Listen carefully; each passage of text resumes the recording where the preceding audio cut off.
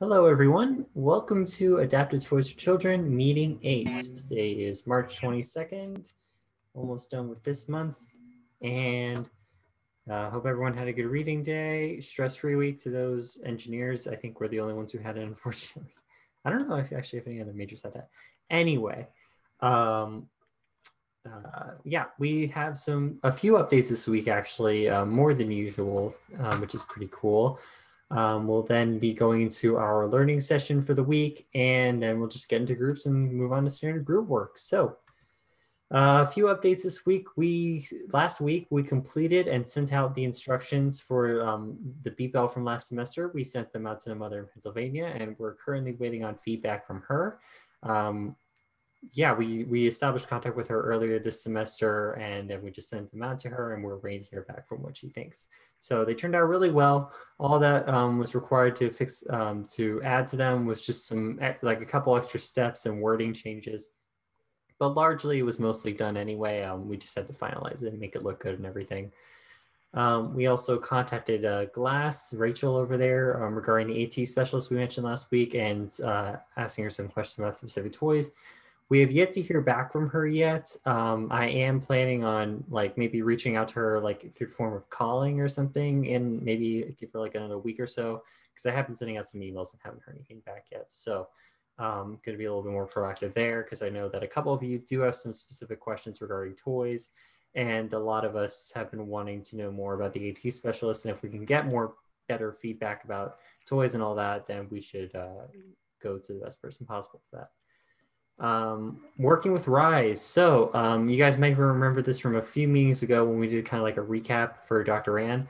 A group did reach out to us, and they're known as Rise. I forget specifically what that stands for, but they have very similar mission to ours in that they work with people with disabilities and work to make a more inclusive environment for them through different types of projects. Like they do adapted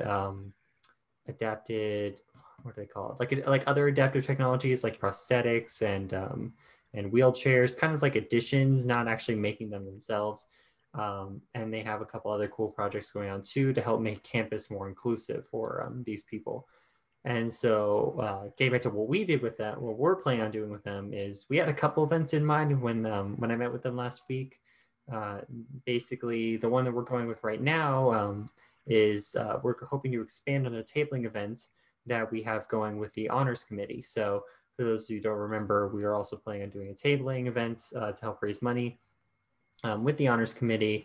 So that'll just be happening in late April, and we figured why not collaborate some more, get another table out there, and help spread the word on another club as well, because they're very up for partnering up and sharing our mutual message. And that's not all. We do have another idea in mind, but I'll give more details on that once that becomes a little bit more confirmed and finalized. And just one more note here, for those who have toys on them, I am scheduling our first lab session with one of the members to adapt toys. They finished up their toys pretty well, and we're planning on actually finishing them up in a lab session. All they do was contact me, so let me know if you guys have your toys finished, if you feel like you've done all you can and want to actually finish them up, if you feel like you're in a good position for that, then by all means, just text me and we'll set up a lab time. Anyway, that's it for updates. A little bit longer this week, but I think it's good because we had a lot to talk about. It means stuff is getting done. Anyway, so this week, I have a little bit more of an interactive activity planned. We will be planning adaptations, in quotation marks, based on child bios and case studies. So I say planning because these aren't actually toys that we're adapting, but I figure it's a good exercise because last week we got some very good information from Professor Bigeski, and she was able to give us some good information in terms of how to recognize a child's scenario and best adapt a toy based on their environment, their abilities and disabilities, and what toys they like, what are their interests. So we're going to be kind of reviewing that a little bit because I feel like that's some really good information that everyone in this group and everyone in the club should know. And then we're going to kind of move into some case studies. So yeah. So like I mentioned before, we could be getting some specific requests and specific needs for a child in the future. What that may look like can come in a variety of forms. families from Glass, people who professors know, connections from the club. If you know anyone who would like a toy adapted, we could be getting specific requests soon. So this might be something that will become a reality, and it's going to require kind of like a mindset shift.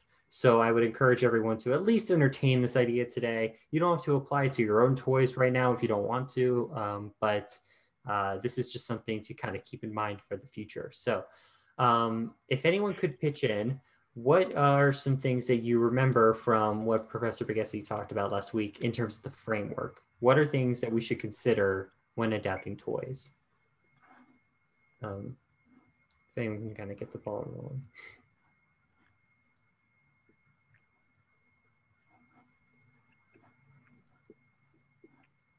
So basically, like, it could be anything. Like, she went over a lot, and I know you guys definitely remember something. So like, think, you're evaluating a child scenario. What are some things to look out for in terms of like factors?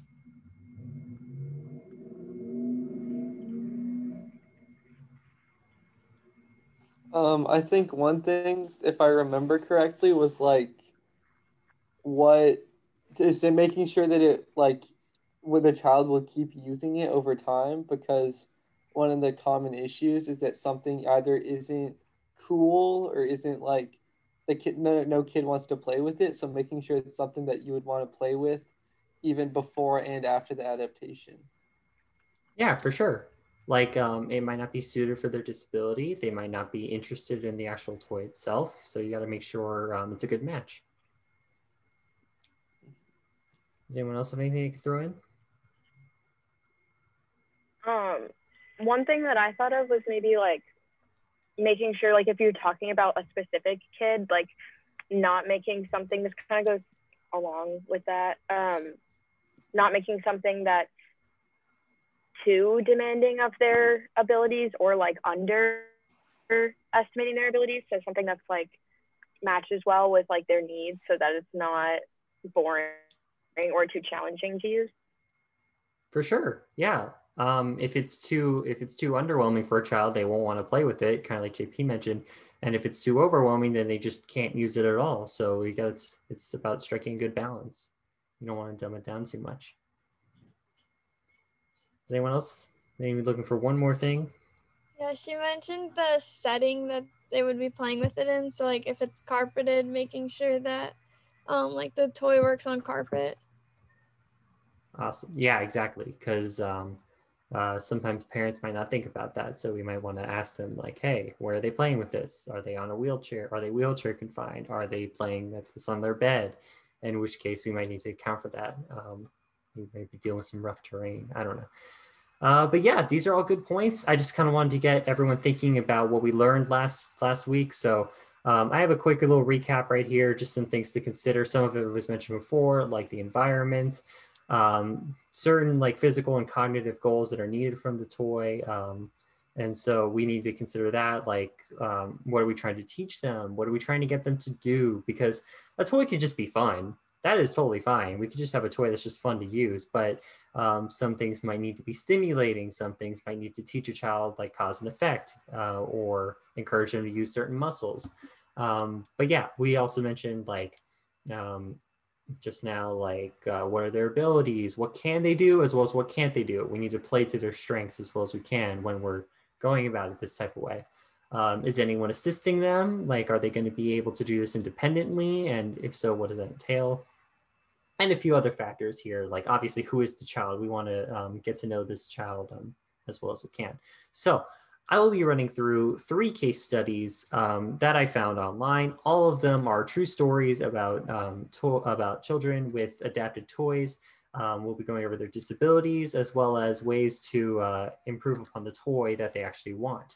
And to go into that more, I will the ideas that we have for the actual adaptations themselves. So I'll be running through the toy and going through this situation, and we'll come up with some ideas for adapting. So just to kind of show you guys what I mean.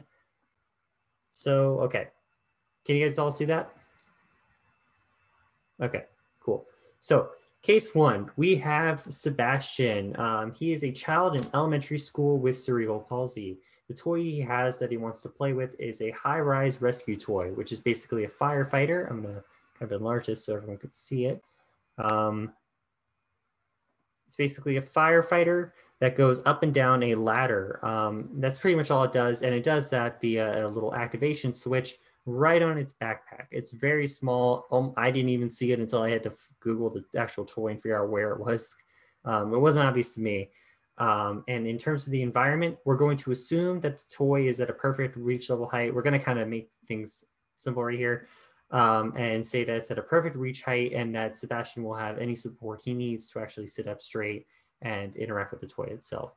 The goal here is to encourage him to reach and actually interact with the toy itself while reducing any stiffness in his limbs and encouraging strength and control.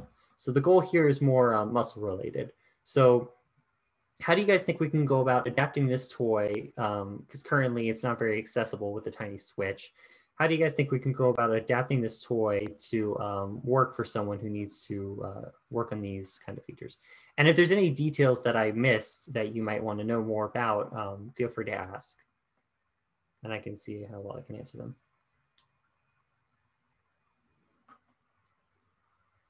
I mean, I think the first thing would be making some sort of switch adaptation or something so that it's not like tiny. So they're focusing more on the like targeting like the muscles that you want rather than trying to hit a tiny switch that you can't find. Yeah, perfect. That's perfect. So yeah, switch adaptation encourages easy interaction. Very good. Sorry, I know I'm missing a couple details, but yeah, you got it. Does anyone else have anything? To add? I think at least for the switch adaptation itself, if it was attached in some capacity to the ladder, it could encourage the reaching learning goal, that aspect. And if the switch itself was adjustable along the prongs of the ladder, that could also help like reduce stiffness and adjusting like the physical goals and stuff. That's true. I didn't even consider that. That's a good point. Something that could totally, something that could increase difficulty, I guess, if it's adjustable. That's a good idea. Let's see. So there is, I do want to point out, like I said, these are based on real life examples. So there is an actual adaptation that was done to this toy, but there are multiple ways to go about it. So if you don't see your idea included in what they actually did, this could still very well work.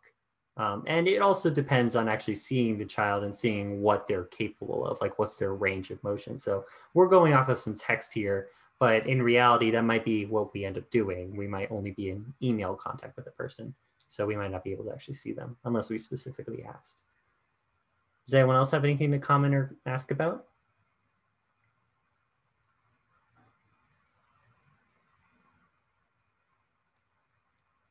Okay. Does anyone have an idea as to where the switch adaptation would connect to? So I mentioned that this is not really, or yeah, no, this is something that we need to consider strongly. So like I mentioned, the switch itself and the function is in the firefighter. There's like a little stand down here. Where would you connect it? I'm going to enlarge the picture here.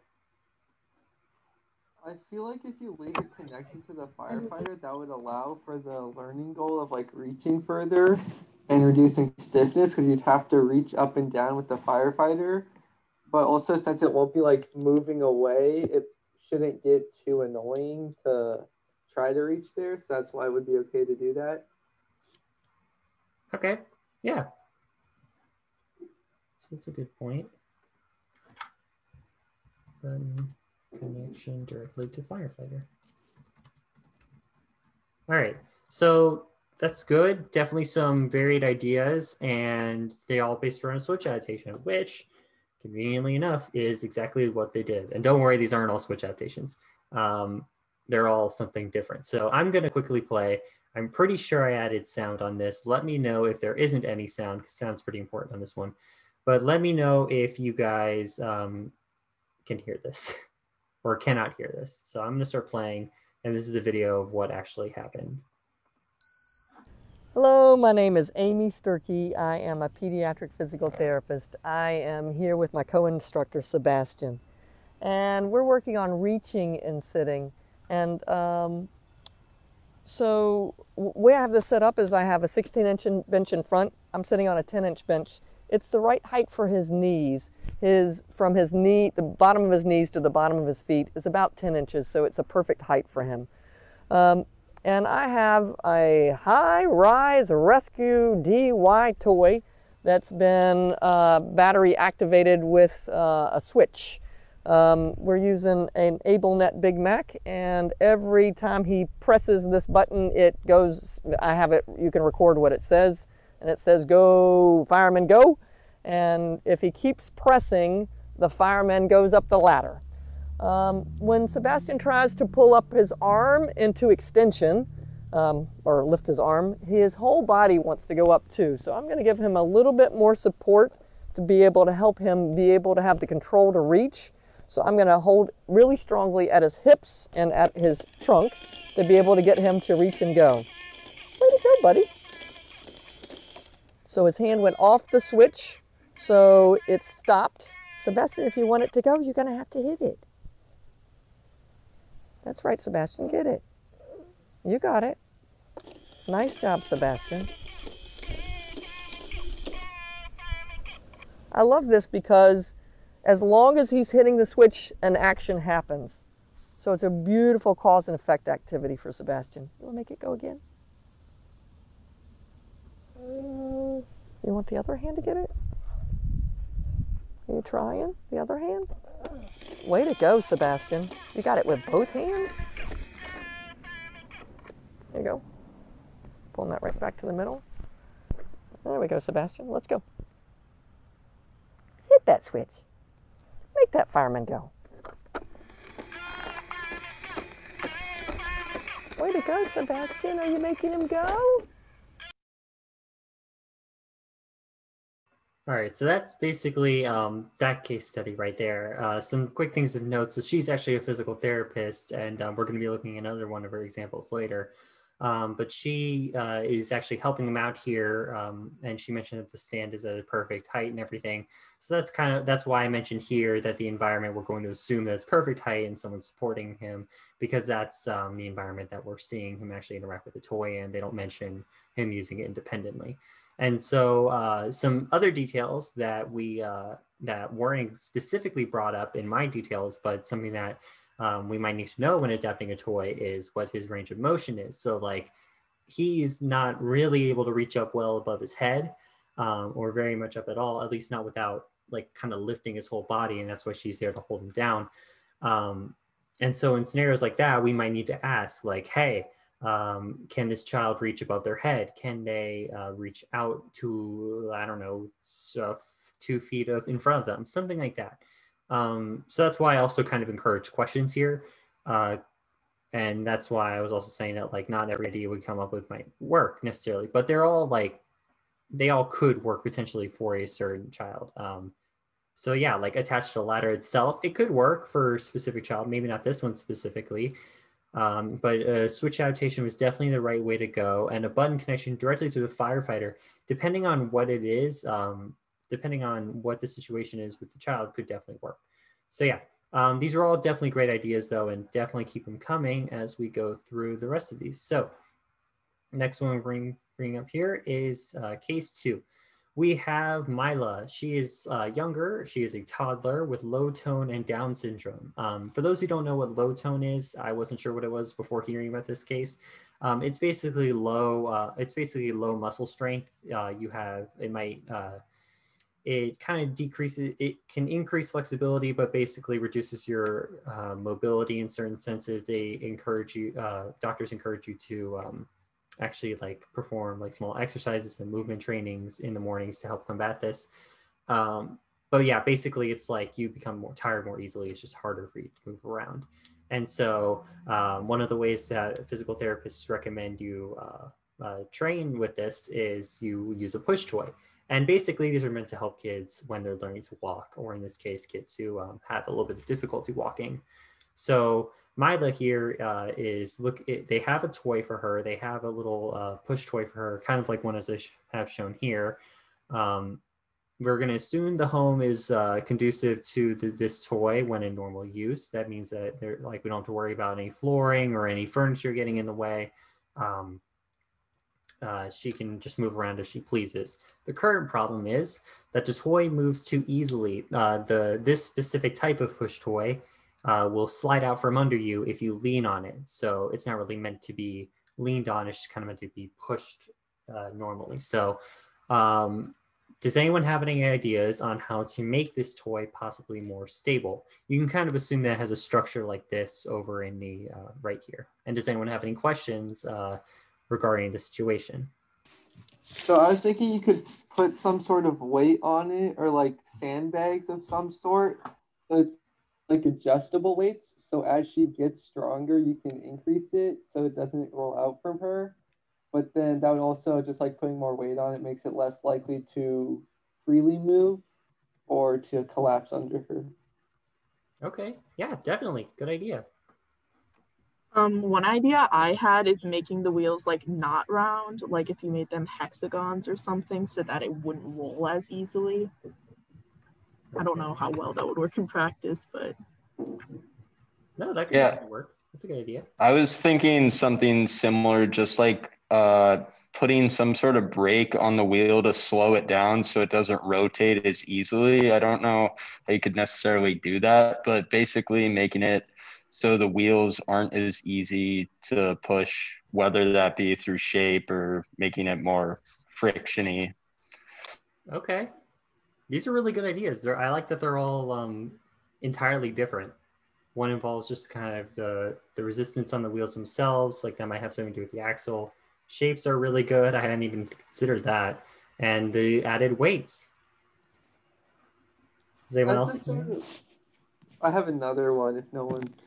So it's sort of a bigger change, but if you built some sort of thing like going over her to extra wheels in the back, over the child to extra wheels in the back, then pushing down on it wouldn't cause it to go forward because now there's weight in front and behind her. So that also promotes her pushing with the almost only forward motion instead of pushing down to go forward. If like you're only looking for that motion, that could be a solution. So like the toy would kind of like go around her like a walker or something? Or... Yeah, like kind of like the little toy cars that you stand and push, but okay, a little on a smaller scale. I think I know what you're talking about. Okay, it's a good idea. My thought was one thing I thought. Oops, sorry. Oh, sorry. My thought was just take out the two back wheels, so then they cause friction, just because it's like a flat surface on the floor. That works. And did we hear something else? One thing I was thinking of is like, I don't know how complex these actual wheels are and like what's going on the inside, but like if there's like a bearing, then if you can just like tighten the mechanical components of like the wheels, then it creates more resistance on the inside, so it doesn't like spin as freely. Right. That makes sense. Right, that makes sense. It would depend on the type of toy. As you mentioned, like some of them are just straight up plastic. Others could have a bit more going on. But these are good ideas, definitely. One note on the two back wheels thing actually is, as you'll hear in the video that we watch, they actually mentioned that good push toys or like substitutes for push toys, they might not even actually, what was I gonna say? They don't even need wheels necessarily. Sometimes you could just use like a good old laundry basket. In this scenario, we're assuming that the parents already bought something and I don't know, they want to get their money's worth. But yeah, so sometimes it might not even need wheels. So it's a good idea. Does anyone else have anything?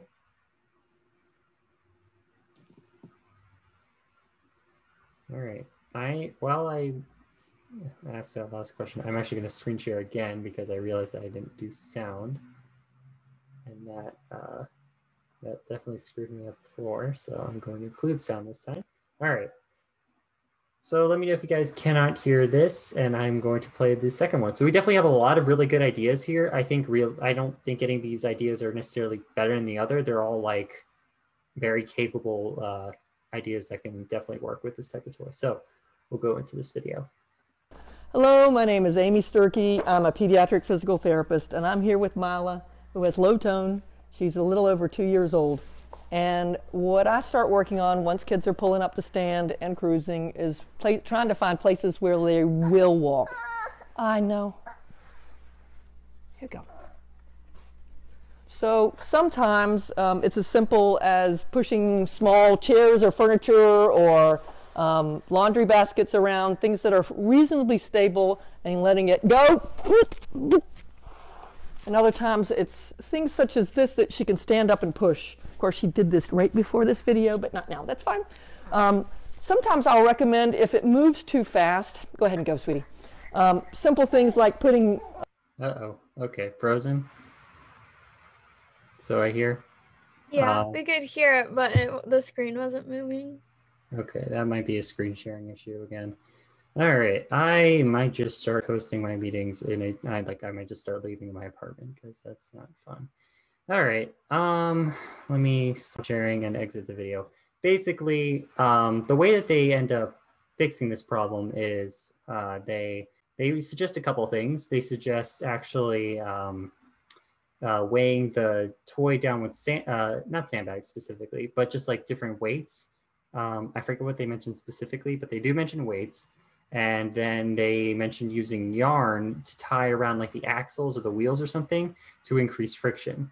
So a couple of these ideas were the ones that they actually ended up using, or at least suggested, but I definitely can see all of these working in some capacity. All very great ideas here. And can you guys see my screen right now? Yep. Okay, so at least that updated. All right, I'll hope that this last video is shown, and if not, we'll just skip it. But I do like that last video, so we'll see what happens. All right, so that was case 2. And something a little bit more complicated. Can you guys see this, case 3? No? Is my screen frozen? All right. We can now. Oh, you can now? Or I can. It moved, yeah. All right. If someone can't see it, let me know. Just, shoot chat or something. All right. Case 3. So we have another toddler named Ollie. He has a physical disability this time that requires the use of a walker. So he typically uses a walker to get around, but his parents recently got him a motorized car in hopes of maybe substituting it with something more fun, something that encourages more independent navigation. We're going to assume that Ollie has enough space to drive this around in, whether that be outside or inside. The current problem is that Ollie slides around too easily in the car. It's kind of like a very wide open space meant for kids of all sizes. So when he doesn't have full control over his body, he kind of just slams around when the car jerks from side to side. And on top of that, the surfaces are a bit rough when they're hit. So like you might just slam headfirst into a windshield or the car door or something like that. So there are a couple ways to go about this, but what are like, assuming he can drive the car well without with these problems still, what questions do you guys have, or comments or ideas about how to adapt it? With the edges, you can like take like pool noodles maybe and like cut those open and then put those on like the rough edges, and that'll help with if he like hits them while we're driving. Okay, awesome, good idea. Another thing you could do is like, this is kind of basic, but if you just even use some sort of small pillows like on the sides to like make the space smaller so he's not sliding around, and it makes it so that like there isn't like a hard impact when he's turning. Okay, that's a really good idea. Yeah, definitely something to like enclose the space, something so he's not just sliding around, just kind of like a soft lean or something. Good idea. I was thinking maybe you could put some sort of harness on there, so like you strap it on like a backpack or something, because that can still be fun. Like it's like you're at a carnival or something where you go on a ride, you always strap in. So that like keeps the fun aspect of it, but it's also making it so you're not bouncing around. like normally I'd sort of be wary of using harnesses and straps, but in this case it seems like you can keep it like a fun carnival ride thing and not have to worry about that. Okay, yeah, good idea.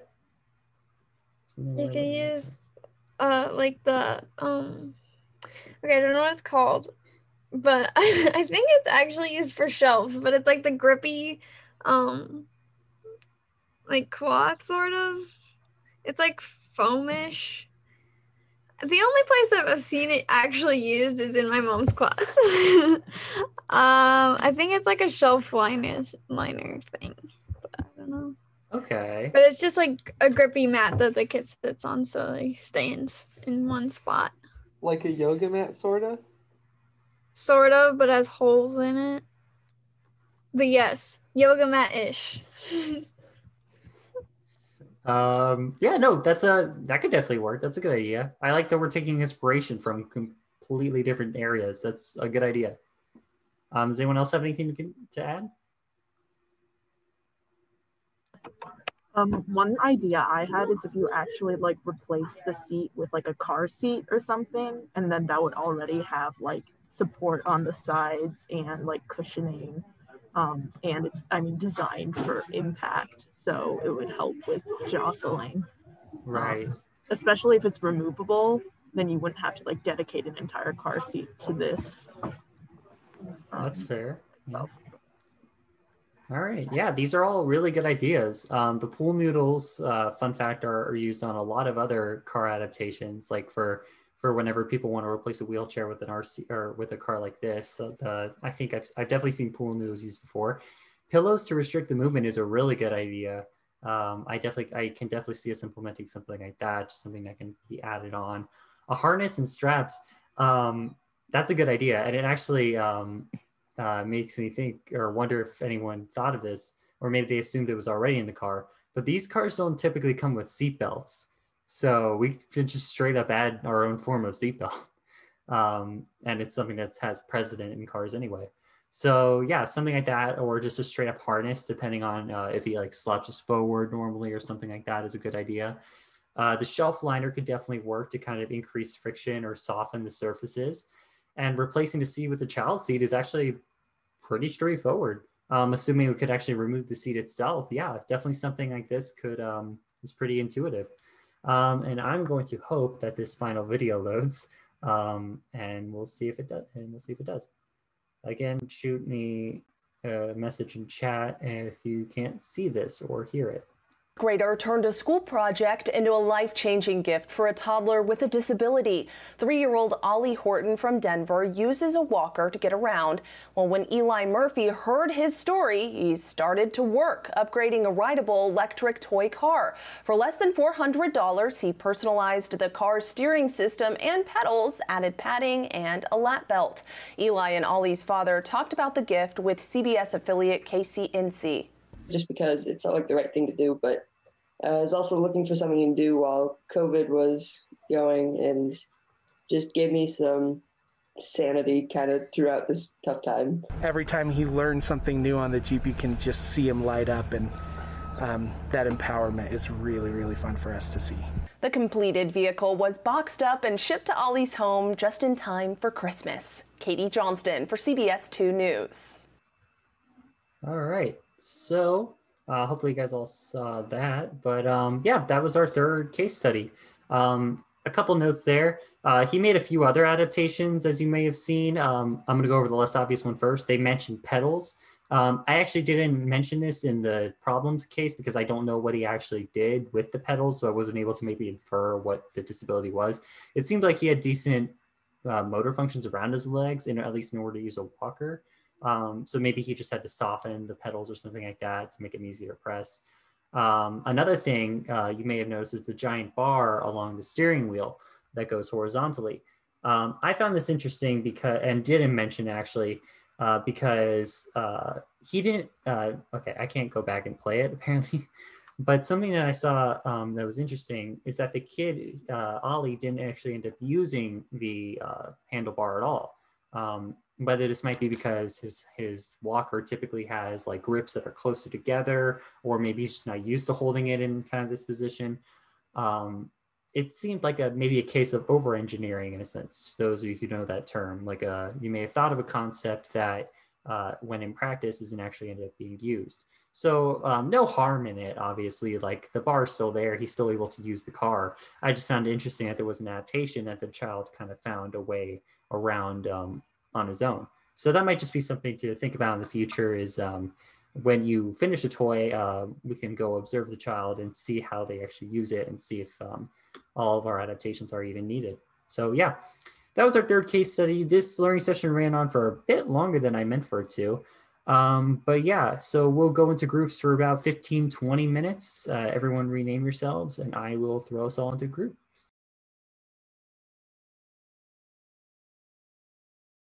All right. Hello. Does anyone have any updates or questions on their toys? I'm just going to be working on the dinosaur today. I'm assuming you haven't heard back yet about the killing the donkey story. I have not. So for you and Kylie, I did ask her in the email what she thought about the toy. I gave her the specific name of the robot, the movie or something. She hasn't responded yet. I know that you guys are or at least Kylie is waiting on this. If we can't get the toy open, that is. So maybe towards the end of the week, I'll start calling Glass again. We had something like this last semester, or not last semester, last year. But it was a different scenario because the teacher was in surgery, and then she and then she just left the school. So if something happened to Rachel, I at least need to know. Yeah. And then yeah. But I'll let you guys know if I hear anything. Okay. Have you heard from the other person with the robot? Oh, Alyssa? No. Alyssa hasn't been to any meetings recently. I am making note of that. Okay. But yeah. Yeah, I haven't gotten it open yet, so. I'm sorry. It's okay.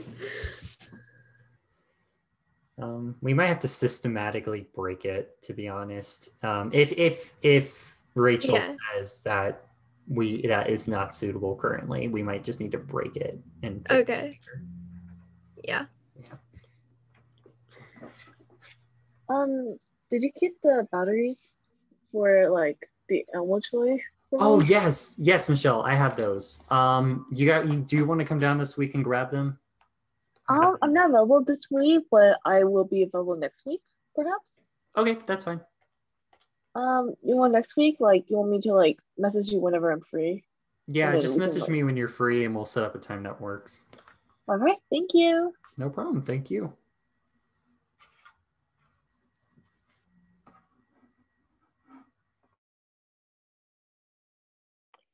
Oh, and then I also had a question. Is it like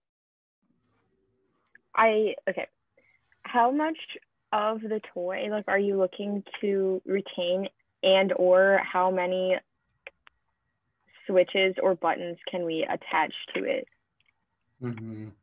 feasibly? Because I think we should just leave the volume button on like as it is and let the teacher do that.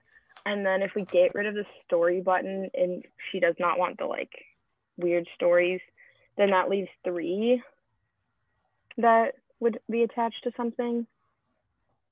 3 buttons on a toy that's small. I don't know. It mostly depends on what's on the inside and how much space there is.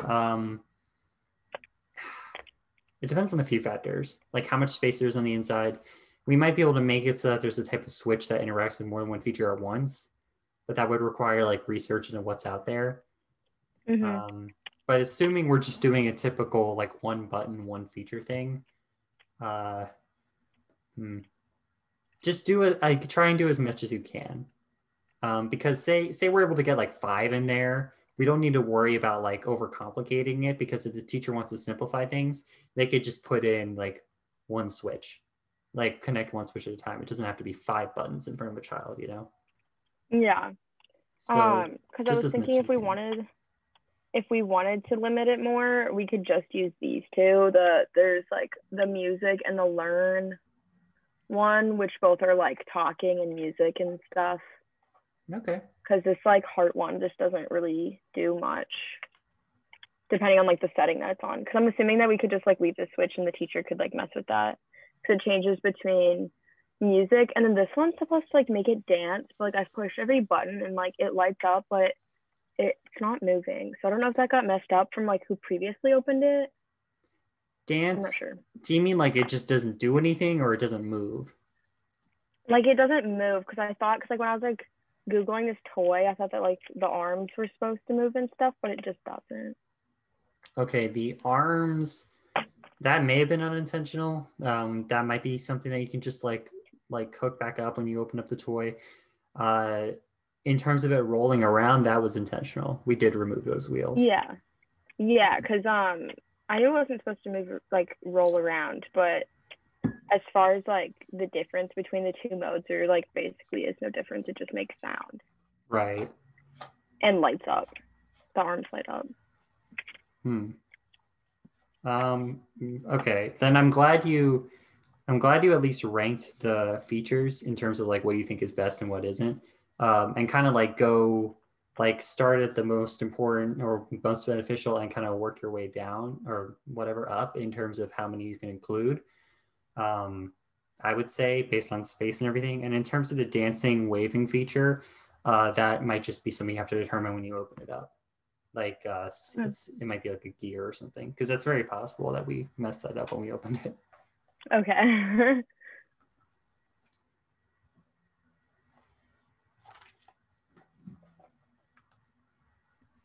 Oh, Cooper, I think I'm doing the wind-up car, but it's about to break because there's glue between the piece that needs to come out and to like the rest of the body. So I'm not sure if you can see it, but it's a little bit of a crack there. Is that okay? Yeah, because there's like a tab on top. Yeah, kind of like that. And then the underpiece that's supposed to slide out is glued. And then the glued surface is within the tab inside. And so you like haven't you can't undo that. You haven't been able to like separate the glue or anything? No, because like the glue is inside of the tab where you can't scrape it with the screwdriver. Okay. That I'm not sure. Hold on, give me 1 second. I'm sorry, I'm getting something from another member. Okay.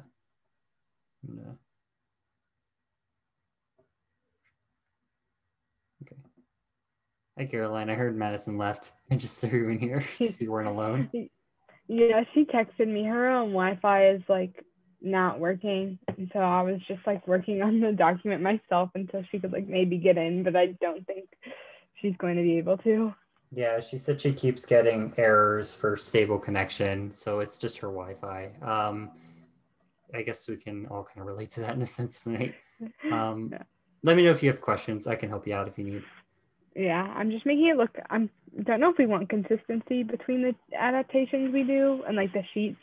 So I was just kind of like looking between the Beat Bell one and the Bubble Toy one and like trying to make it like look the same. So. Yeah, I mean, consistency would be nice if you don't like the last design or the last look, well, by all means change it. I didn't put that much effort into it anyway. I mean, it was nice. It was easy to follow, and so yeah, like I'll just kind of go off that.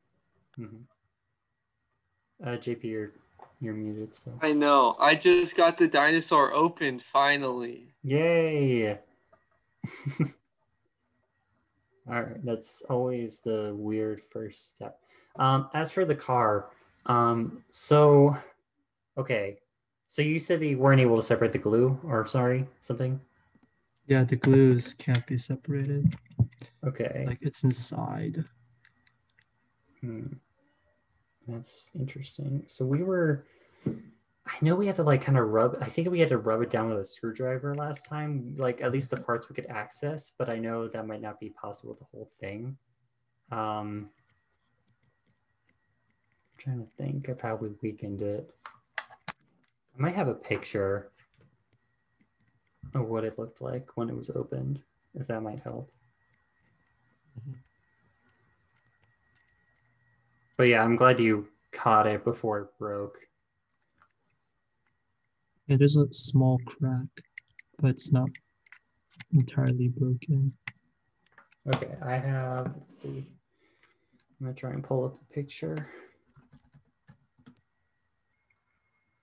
All right, let's see if I can share my screen without breaking the whole call. Can you see this?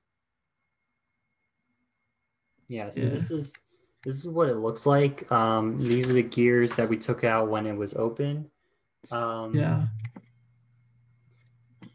So if I had to explain what we did, I know we had to kind of, let me see.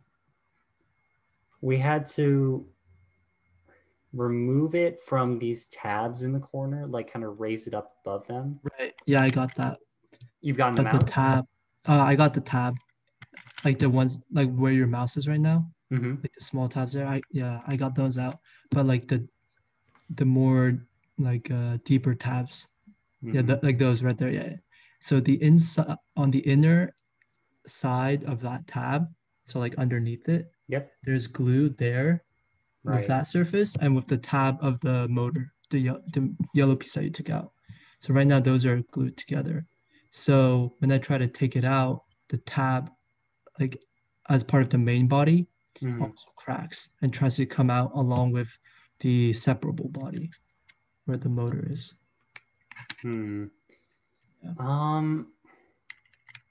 I know I remember going at it like just trying to scrape off the glue in the corner, like in the corner between the two pieces. That you might have already been trying to do that.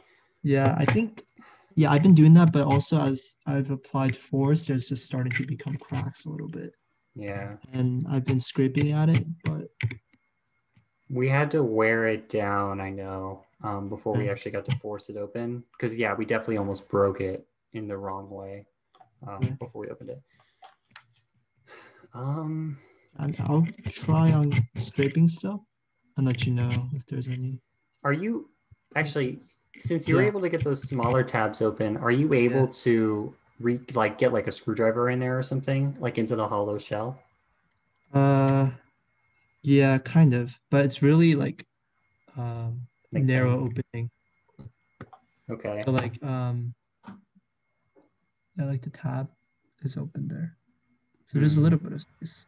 Okay. So it's not that much.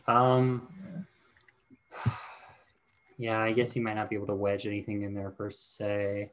I was going to say you might be able to mess with the gears by reaching a screwdriver through there and just kind of like breaking them. Yeah. Without having to open it fully, but we'll see, I guess. Just keep trying to rub it down in the corner. I don't think we have any glue remover right now, but we might be able to get some, although I don't know if it would work on this. Like what corner especially? Like where your mouse is right now? So kind of what you were talking about, like, so in these like larger holes, like looking up, there should be a corner you can see along a long edge where all the glue is. If you can like maybe you like scratch that down with a screwdriver, right, you might be able to like kind of break the glue bond there at least. It's not worded very well, but that's what I remember doing. It took a while. Okay. I'll just keep at it. Okay. Okay, now that I've gotten it taken all apart, I'm not sure where I go from here. Because basically, I was wondering, because the whole robot is just this one button that clicks on and off. And that's all the moving parts. And like all the wires go into this one little rectangle thing, one button that you push on and off. And do I start looking for like how to attach a bigger button or? Yeah, I mean, with that toy, I guess it's like the other dinosaurs. We could just do a switch adaptation for that one, because it is pretty hard to interact with. There's a way to wire it. I just know you just got to go at it from like kind of the method we've been going at it from so far. Yeah, I'd say find the wire that connects to the tiny switch that's there, and see if you can find a way to reconnect that. Does anyone else have any questions, or like JP, do you want me to follow up with that? I might think about ways to adapt this a little bit more and then talk to you later. But okay. For now, I think I'm good. Cool. I still can't get it to move. I like opened it all up and there's nothing caught in the gears or anything, and I can't find anything that's not connected from like the arms, and it's still not moving. So it's a mechanical system, right? The one that moves the things? Yeah, but is it wait, okay, maybe I'm just like not understanding it right. Is it supposed to move like on its own? Because like now it moves better like just by touching it manually, but is it supposed to do that on its own? Yeah, I think I need to look at the video we have. It has like a picture of it like dancing, so I wasn't sure if it's supposed to do it on its own, but it's definitely not if it's supposed to. I can message you on GroupMe real quick after the meeting, but that's like a very easy thing I could just check because I know where to look. But I'll let you know. But if it is, just go like work your way backwards to the mechanical system, see what like motor goes to it, because it might be something from there. All right, I'm gonna pull everyone back right now because we're kind of going over. See you guys back in the main room. All right, this. Uh-oh. Wait, Andre, can you start talking again? Okay, he's... Oh, no, not again. Okay, just go. Officers stay. I'm going to get back on. Everyone just go. Have a good night.